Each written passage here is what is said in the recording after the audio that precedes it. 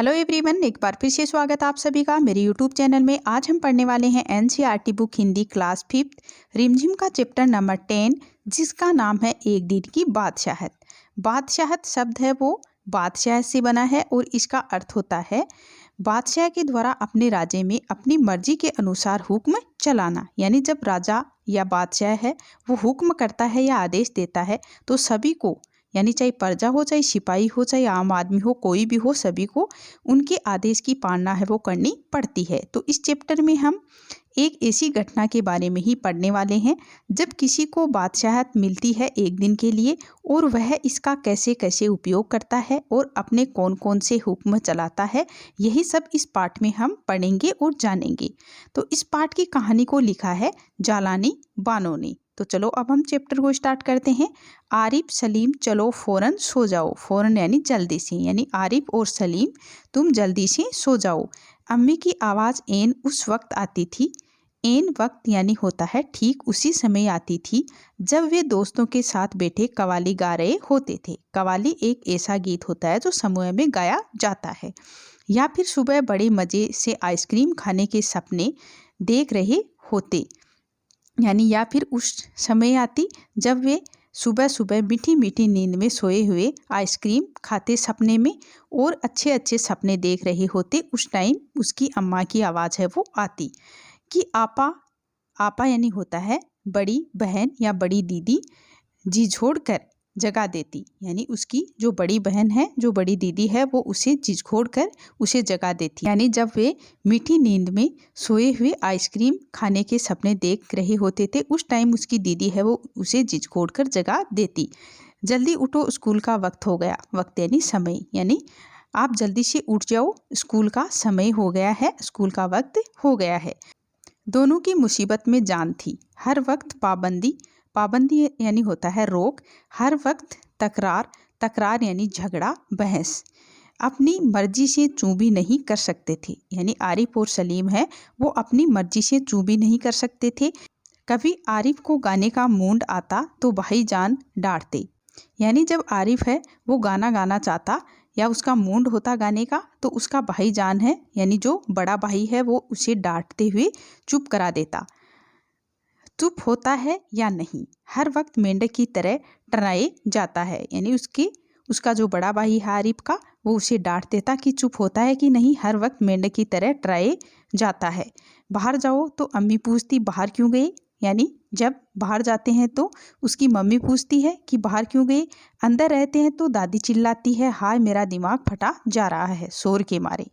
यानी जब बाहर जाते हैं तो मम्मी डांटती है और जब अंदर आते हैं या अंदर रहते हैं तो दादी चिल्लाती है कि मेरा दिमाग शोर के मारे फटा जा रहा है।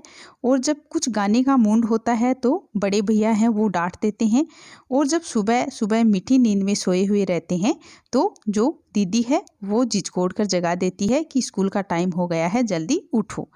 तो इस तरह से हर वक्त पाबंदी ही पाबंदी रहती है। अरे रजिया, रजिया, रजिया है वो बच्चों की माँ है, जरा इन बच्चों को बाहर हाँक दे, यानी बाहर भेज दे, जैसे बच्चे न हुए मुर्गी के चूजे हो गए। दोनों घंटों बैठकर इन पाबंदियों से बच निकलने की तरकीबें यानी उपाय तरीके सोचा करते। उन दोनों से तो सारे घर की दुश्मनी हो गई थी। यानी उन दोनों से सारे घर की जैसे दुश्मनी हो गई थी। यानी सभी उसे हर वक्त डांटते रहते। लिहाजा दोनों ने मिलकर एक योजना बनाई। योजना यानी एक उपाय सोचा और अब्बा की खिदमत में एक दरख्वास्त पेश की। दरख्वास्त यानी होता है किसी बात के लिए निवेदन करना। तो उन्होंने अपने अब्बा से यानी अपने पापा से खिदमत यानी सेवा में एक दरख्वास्त पेश की कि एक दिन उन्हें बड़ों के सारे अधिकार दे दिए जाएं और सब बड़े छोटे बन जाएं। यानी ऐसी बात के लिए उसने निवेदन किया कि एक दिन के लिए उनको बड़ा बना दिया जाए या उसको सारे अधिकार दे दिए जाए बड़ों के, और सब हैं वो बड़े छोटे बन जाएं। कोई ज़रूरत नहीं है उधम मचाने की। अम्मी ने अपनी आदत के अनुसार डांट पिलाई। यानी इतने में ही उसकी मम्मी ने उसे डांट पिलाई कि कोई ज़रूरत नहीं है उधम मचाने की। लेकिन अब्बा जाने किस मूड में थे। लेकिन उसके जो पापा हैं वो पता नहीं किस मूड में थे कि न सिर्फ मान गए बल्कि यह इकरार भी कर बैठे कि कल दोनों को हर किस्म के अधिकार मिल जाएंगे, कि हर किस्म यानी हर तरह के अधिकार हैं वो मिल जाएंगे। अभी सुबह होने में कई घंटे थे कि आरिफ ने अम्मी को झिझकोड़ डाला, यानी अभी सुबह होने में कई घंटे बाकी थे, लेकिन फिर भी आरिफ ने अपनी मम्मी को झिझकोड़ डाला, अम्मी जल्दी उठिए, नाश्ता तैयार कीजिए, क्योंकि उसको एक दिन के लिए अधिकार मिले हुए थे तो वो उनका उपयोग कर रहे थे, उसका फ़ायदा है वो उठा रहे थे। अम्मी ने चाहा एक झापड़ रसीद करके सो रहे, मगर याद आया कि आज तो उसके सारे अधिकार छीने जा चुके हैं। फिर दादी ने सुबह की नमाज पढ़ने के बाद दवाएं खाना और बादाम का हरीरा पीना शुरू किया तो आरिफ ने उन्हें रोका। तौबा है दादी, कितना हरीरा पिएगी आप, पेट फट जाएगा। और दादी ने हाथ उठाया मारने के लिए तो नाश्ता मेज पर आया तो आरिफ ने खान शामा से कहा, अंडे और मक्खन वगैरह हमारे सामने रखो, दलिया और दूध बिस्किट इन सबको दे दो। यानी आज बच्चों को बड़ों के जो अधिकार थे वो प्राप्त थे। तो उन्होंने कहा कि मेज पर जब नाश्ता आया तो आरिफ ने खान शामा से कहा कि अंडे और मक्खन वगैरह हमारे सामने रखो और जो दलिया और दूध बिस्किट है वो इन सबको दे दो। आपा ने कहर भरी नज़रों से उन्हें घूरा। आपा यानी जो उसकी बड़ी दीदी है, उसने कहर भरी यानी बहुत ही गंभीर नज़रों से उन्हें घूरा, मगर बेबस थी, लेकिन वो लाचार थी, क्योंकि रोज की तरह आज वह तरमाल अपने लिए नहीं रख सकती थी। सब खाने बैठे तो सलीम ने अम्मी को टोका, अम्मी जरा अपने दांत देखिए, पान खाने से कितने गंदे हो रहे हैं। यानी जब उसकी मम्मी खाना खाने के लिए जब उसने निवाला तोड़ा ही था तो सलीम ने अपनी मम्मी से कहा, उसको टोका कि अम्मी जरा अपने दांतों को देखिए कितने खराब हो रहे हैं पान खाने से, तो इसे साफ करके आओ। मैं तो दांत माज चुकी हूँ यानी साफ कर चुकी हूँ।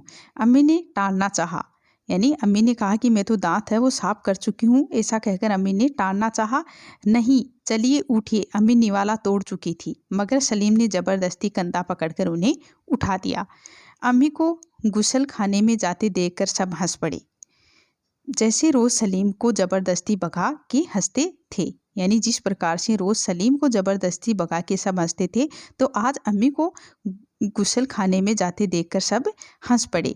फिर वह अब्बा की तरफ मुड़ा, जरा अब्बा की गत देखिए, बाल बढ़े हुए, सेव नहीं की, सेव यानी दाढ़ी नहीं की, कल कपड़े पहने थे और आज इतने मेले कर डाले, आखिर अब्बा के लिए कितने कपड़े बनाए जाएंगे। तो ये सुनकर अब्बा हंसते हंसते बुरा हाल हो गया अब्बा का, यानी उसके पिताजी का। आज ये दोनों कैसी सही नकल उतार रहे हैं सबकी, यानी उनके अब्बा ने कहा कि आज ये दोनों कैसी सही नकल उतार रहे हैं सबकी, मगर फिर अपने कपड़े देखकर वह सचमुच शर्मिंदा हो गए। यानी उसके अब्बा ने जब अपने कपड़ों को देखा तो वे सचमुच में शर्मिंदा हो गए। थोड़ी देर बाद जब अब्बा अपने दोस्तों के बीच बैठे अपनी नई गज़ल लहक लहक कर सुना रहे थे तो आरिफ फिर चिल्लाने लगा, यानी आवाज़ लगाने लगा, बस कीजिए अब्बा, फ़ौरन यानी तुरंत ऑफिस जाइए, 10 बज गए हैं। चूँ चूँ चौंप, अब्बा डांटते डांटते रुक गए। यानी जब अब्बा उन्हें डांटने ही वाले थे तो उसे ये याद आ गया कि आज सारे अधिकार बच्चों को हैं, तो वे बेबसी से गज़ल की अधूरी पंक्ति दांतों में दबाए पांव पटकते आरिफ के साथ हो लिए, यानी आरिफ के साथ आ गए। और रजिया जरा मुझे 5 रुपये तो देना। अब्बा दफ्तर जाने को तैयार होकर बोले, 5 रुपये का क्या होगा, कार में पेट्रोल तो है। आरिफ ने तुनक कर अब्बा जान की नकल उतारी, जैसे अब्बा कहते हैं कि इकन्नी का क्या करोगे, जेब खर्च तो ले चुके हैं। तो आरिफ ने भी अपने अब्बा से कहा कि 5 रुपये का क्या करोगे, गाड़ी में पेट्रोल तो है, क्योंकि आरिफ के अब्बा हैं वो आरिफ को कहा करते थे कि इकन्नी का क्या करोगे, जेब खर्च तो ले चुके हो। थोड़ी देर बाद खान शामा आया, बेगम साहब आज क्या पकेगा, आलू, गोश्त, कबाब, मिर्चों का सालन। अम्मी ने अपनी आदत के अनुसार कहना शुरू किया, नहीं आज ये चीज़ें नहीं पकेगी। सलीम ने किताब रखकर अम्मी जी की नकल उतारी, आज गुलाब जामुन, गाजर का हलवा और मीठे चावल पकाओ, यानी ये सब बनेगा, लेकिन मिठाइयों से रोटी कैसे खाई जाएगी। तो अम्मी किसी तरह सब्र न कर सकी, यानी उसे सब्र नहीं हुआ, उसको सहन नहीं हुआ। जैसे हम रोज़ सिर्फ मिर्चों के सालन से खाते हैं, दोनों ने एक साथ कहा। यानी आरिफ और सलीम दोनों ने कहा कि जैसे हम रोज़ सिर्फ मिर्चों के सालन के साथ खाते हैं, तो दूसरी तरफ दादी किसी से तू तू मैं मैं किए जा रही थी। ओफो, दादी तो शोर के मारे दिमाग पिघलाए दे रही है। आरिफ ने दादी की तरफ दोनों हाथों में सिर थाम कर कहा, यानी जैसे दादी उन दोनों बच्चों पर चिल्लाती थी कि मेरा सिर है वो फटा जा रहा है, तो उन्होंने कहा कि कितना शोर मारे कि दिमाग पिघलाए दे रही है। इतना सुनते ही दादी ने चीखना चिल्लाना शुरू कर दिया। यानी ये सब कुछ सुना तो दादी चीखना चिल्लाना शुरू हो गई और दादी ने कहा कि आज ये लड़के मेरे पीछे हैं वो पंजे झाड़ के पड़ गए हैं, मगर अब्बा के समझाने पर खून का घूंट पीकर रह गई। यानी कुछ नहीं बोली दादी। कॉलेज का वक्त हो गया, वक्त यानी समय हो गया, तो भाईजान अपनी सफ़ेद कमीज को आरिफ सलीम से बचाते दालान में आए। अम्मी शाम को मैं देर से आऊँगा, दोस्तों के साथ फिल्म देखने जाना है। खबरदार, आरिफ ने आंखें निकालकर उन्हें दम खाया। यानी आरिफ ने कहा कि खबरदार, कोई ज़रूरत नहीं फिल्म देखने की, इम्तिहान करीब है और हर वक्त सैर सपाटे में गुम रहते हैं आप। यानी आरिफ ने आंखें निकालकर उन्हें दम खाया। जैसे उसका जो बड़ा भाई है वो उसे दम खाया करता था, वैसे ही उन्होंने उसकी नकल उतारी कि कोई ज़रूरत नहीं है फिल्म देखने की, इम्तिहान करीब है और हर वक्त सैर सपाटों में गुम रहते हैं आप। पहले तो भाईजान एक करारा हाथ मारने लपके, फिर कुछ सोचकर मुस्कुरा पड़े। लेकिन हुजूरे आली दोस्तों के साथ खाकसार फिल्म देखने की बात पक्की कर चुके हैं, इसलिए इजाज़त देने की मेहरबानी की जाए। यानी उनके बड़े भाई ने कहा कि मैं अपने दोस्तों के साथ वो फिल्म देखने की बात पक्की कर चुका हूँ, इसलिए इजाज़त देने की मेहरबानी कीजिए।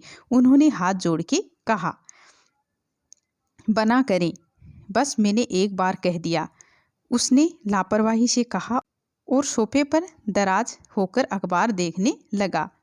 यानी आरिफ ने कहा कि एक बार कह दिया और उसने लापरवाही से कहा और सोफे पर दराज होकर अखबार को देखने लगा। उसी वक्त आपा भी अपने कमरे से निकली।